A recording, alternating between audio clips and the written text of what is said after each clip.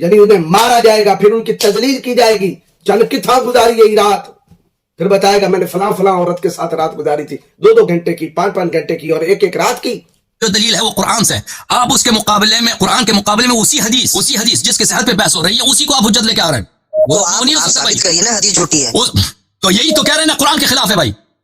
نحمدہ ونصلی ونسلم علی رسولہ النبی الکریم الامین، اما بعد. معزز ناظرین و سامعین، متعہ وہ فعل کہ جس کو اہل سنت زنا کہتے ہیں، لیکن یہ باعث ثواب اور باعث اجر اور باعث مغفرت قرار دیتے ہیں، بلکہ ایسا کرنے والا اگر کوئی ایسا نہ کر کے فوت ہو گیا، یعنی اس نے متعہ نہیں کیا ان کے ہاں، تو امام فرماتے وہ مجھے پسند نہیں ہے.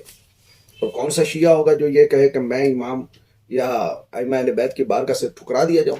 وہ لازمی اس فعل کو کرے گا. جو بھی بالغ اور بالغہ ان کی ہے موجود، وہ اس فعل سے ضرور گزرے ہوں گے یا گزر رہے ہوں گے. یہ بات یاد رکھیں کہ متعی عورت یعنی جس کے ساتھ متع کیا جاتا ہے، نہ وہ حقیقی بیوی ہوتی ہے نہ وہ کنیز ہوتی ہے. جس طرح یہ میرے پاس کتاب ہے ابو جعفر الصدوق محمد بن بابویہ القمی کی من لا یحضرہ الفقیہ، اس کا معنی ہے کہ جس کے پاس فقیہ حاضر نہ ہو تو وہ اس کتاب سے رہنمائی لے سکتا ہے. اگر اس کے پاس فقیہ نہیں ہے، مفتی نہیں ہے، عالم نہیں ہے، تو اس کتاب کی جلد نمبر 3 ابواب القضاء والاحکام باب المتع کے تحت حدیث نمبر ہے 32. اس کتاب کی روایت نمبر ہے 4620. اس کے اندر اس نے روایت کیا اس ابن بابویہ القمی نے کہ وہ رویہ عن جابر ابن عبداللہ الانصاری، حضرت جابر بن عبداللہ الانصاری روایت کرتے ہیں، سے روایت کیا گیا ہے کہ ان رسول اللہ صلی اللہ تعالی علیہ وسلم خطب الناس، کہ نبی پاک علیہ السلام نے خطبہ دیا لوگوں کو. فقال، اور فرمایا، ایھا الناس، اے لوگو، ان اللہ تبارک و تعالی، کہ بے شک اللہ رب العالمین نے احل لکم الفروج علی ثلاثۃ معان، کہ اللہ رب العالمین نے 3 قسم کی عورتوں کو تم پر حلال کر دیا ہے. الفروج 3 شرمگاہیں تم پر حلال کر دی گئی ہیں. پہلی فرج موروث، یعنی میراث والی فرج، یعنی ایسی بیوی تم پر حلال کی گئی کہ جو وراثت پائے گی. میاں کے مرنے کے بعد عورت وارث بنے، یا عورت کے مرنے کے بعد میاں وارث بنے، ایک دوسرے کی وہ مال کے وارث بنیں گے، تو یہ موروثی بیوی ہوگی، یعنی حقیقی دائمی. وَهُوَ الْبَتَاتُ، اور وہ دائمی عورت ہے، وہ حقیقی عورت. وہ فرج غیر موروث، اور دوسری فرج اور دوسری شرمگاہ وہ ہوتی ہے جو غیر موروثی ہو، یعنی وراثت نہ لے سکے. اگر میاں مر گیا بیوی وارث نہیں ہوگی، بیوی مر گئی میاں وارث نہیں ہوگا.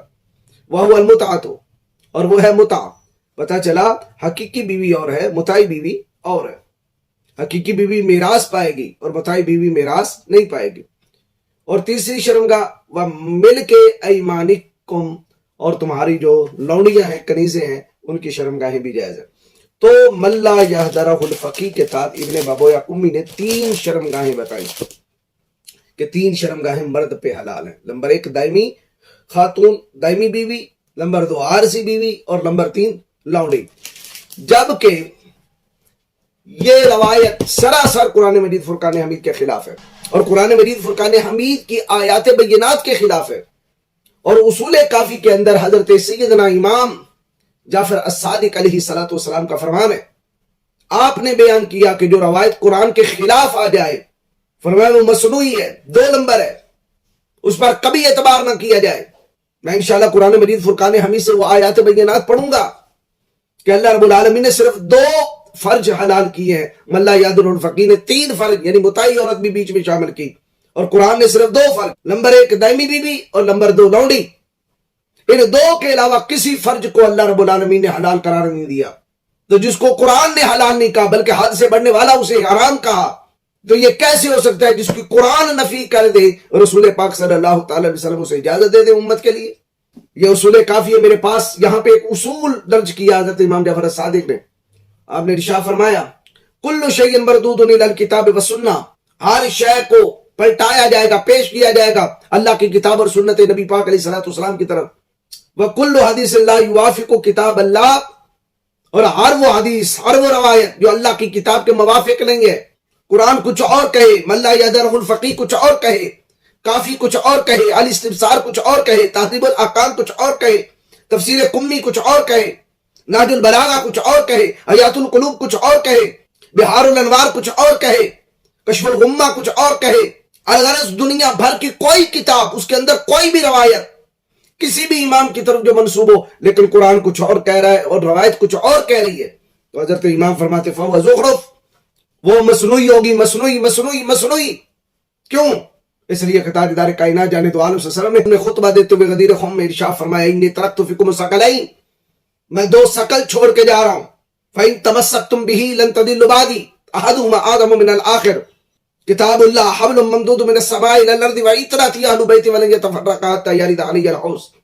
میں دو بھاری چیزیں چھوڑ کے جا رہا ہوں، اگر ان دونوں کو تم تھامو گے تو گمراہ نہیں ہوگے.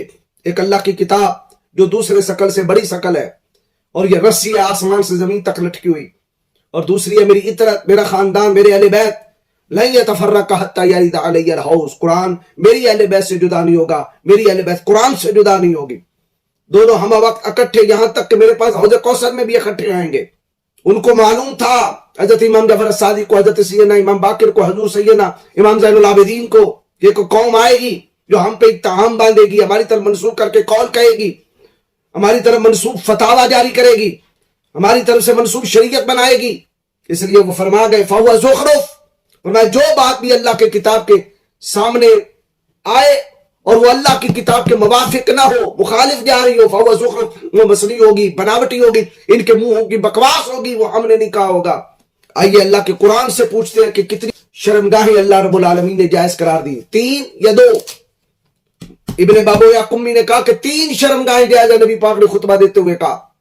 نمبر 1 دائمی عورت کی شرمگاہ یعنی دائمی بی بی، نمبر 2 عارضی، 2 نمبر ٹیکسی، 2 گھنٹے کی گیم ڈالی، 5 منٹ کی گیم ڈالی، یہ وہ جس کے ساتھ وقت متعین ہو گیا. نمبر 3 لونڈی.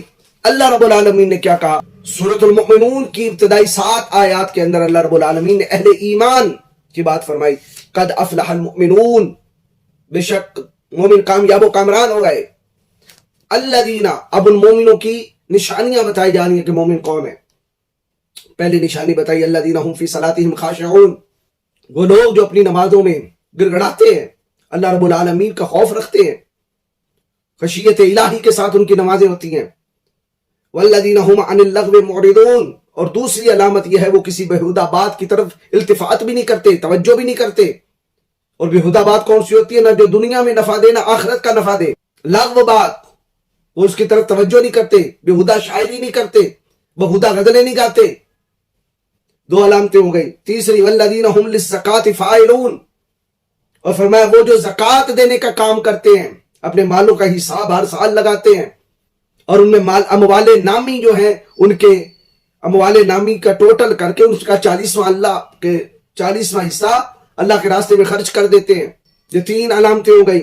چوتھی علامت والذین هم لفروجہم حافظون، وہ اپنی شرمگاہوں کی حفاظت کرتے ہیں، ان کی شرمگاہیں بے قابو نہیں ہوتی جس طرح شیعوں کی شرمگاہیں بے قابو ہیں. الا علی ازواجہم او ما ملکت ایمانہم فإنہم غیر ملومین، فرمایا مگر اپنی بیویوں کے سوا، اپنی بیویوں اور شرعی باندیوں کے سوا ہر ایک سے اپنی شرمگاہ کی حفاظت کرتے ہیں. صرف ان کی شرمگاہیں ان کی بیویوں کے لیے ہیں، ان کی شرمگاہیں ان کی باندیوں کے لیے ہیں. 2 اللہ رب العالمین نے شرمگاہیں بتائیں، یہ 3 کہہ رہا ہے اور اللہ رب العالمین نے 2 کہیں. اور حضرت امام جعفر الصادق فرماتے ہیں جو بات اللہ کے کتاب کے خلاف آئے وہ مصنوعی ہے، وہ بناوٹی ہے، وہ ردی ہے. فَإِنَّهُمْ غَيْرُ مَلُومِينَ، ان دو کاموں پر ان پر کوئی ملامت نہیں. یعنی بیویوں کے پاس جانا بھی ملامت نہیں ہے، شرعی باندیوں کے پاس بھی جانا ملامت نہیں ہے، باقی ہر کام میں جانا ملامت ہے. یہ اشارۃ النص ہے کہ ان 2 میں ملامت نہیں، یعنی اس کے علاوہ جو کچھ ہوگا اس میں ملامت ہوگی.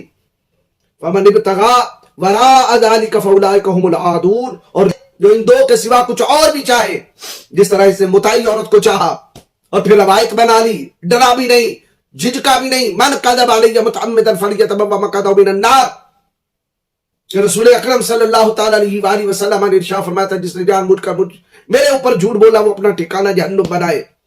ڈرے بھی نہیں ہے. تو اللہ فرماتا ہے فاولئک هم العادون، وہی لوگ حد سے بڑھنے والے ہیں. اور جو حد سے بڑھے اس کی سزا کیا ہے؟ تو اللہ رب العالمین سورۃ النساء میں ارشاد فرماتا ہے تلک حدود اللہ، یہ اللہ کی حدیں ہیں.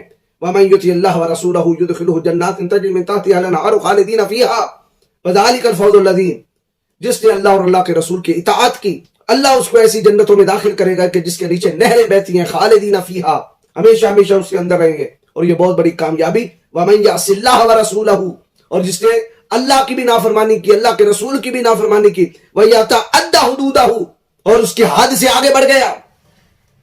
جس طرح متعی عورت کو جائز قرار دینا، تیسری شرمگاہ جائز قرار دینا، یہ حد سے بڑھنا ہے.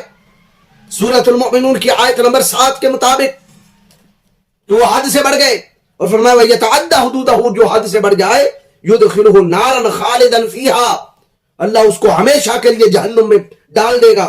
وَلَهُ عَذَابٌ مُهِينٌ، ان کے لیے ذلت و خواری کا عذاب ہوگا، یعنی انہیں مارا جائے گا، پھر ان کی تذلیل کی جائے گی. چند کتھا گزاری یہی رات، پھر بتائے گا میں نے فلاں فلاں عورت کے ساتھ رات گزاری تھی، 2 گھنٹے کی، 5 گھنٹے کی، اور ایک رات کی. قرآن مجید فرقان حمید نے کسی تیسری عورت کی شرمگاہ کو جائز نہیں قرار دیا، صرف 2 شرمگاہیں جائز قرار دی، نمبر 1 بیوی کی، نمبر 2 لونڈی کی. اللہ تعالی ہمیں قرآن مجید فرقان حمید کے مطابق عمل کرنے کی توفیق عطا فرمائے.